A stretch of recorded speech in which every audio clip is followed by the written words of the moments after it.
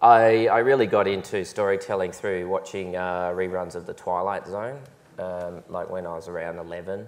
And the reruns were very late at night, and there was very few of them. And I thought maybe other people have written stories that are like this, so I can find more in books.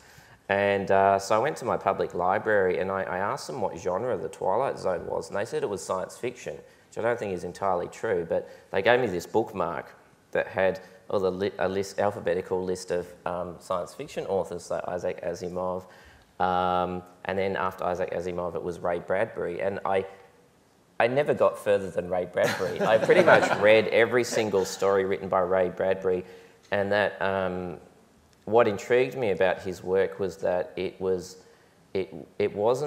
like, I always thought science fiction was stuff set in the future, and his stuff wasn't. It was like set in some weird present projected into the future, but also a parallel world, and it didn't make sense, but his stories kind of said up front, I'm going to tell you a story now and it's going to make no sense, like Mars does not have canals filled with wine, but just go along with it. And I thought that was great. Yeah. And the other big influence, I think, for me was my mum reading to my brother and I when we were really little kids, Animal Farm by George Orwell. And,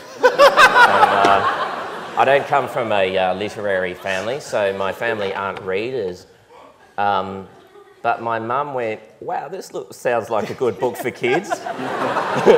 So we got a chapter every night. We'd be going to bed, go, why was the horse sent to a glue factory? You know?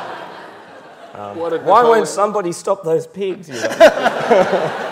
But for us, I think it's actually a perfect story for kids because we found it exciting.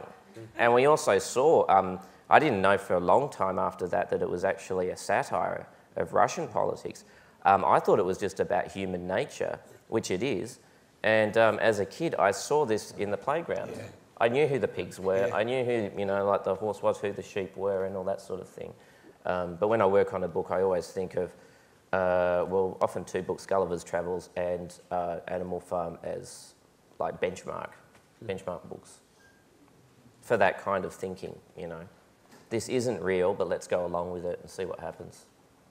I mean, there really is a weird kind of natural selection in ideas, in that particular, and you can see it in fairy stories, where things that improve or make something work for a generation last.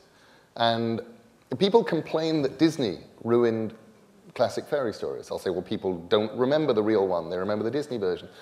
But that's not actually true. You look at, you know, Disney's Sleeping Beauty, she falls asleep about lunchtime, giant things grow up, Prince rides out, Dragon Lady comes out, he defeats her and does the kiss and wakes her up.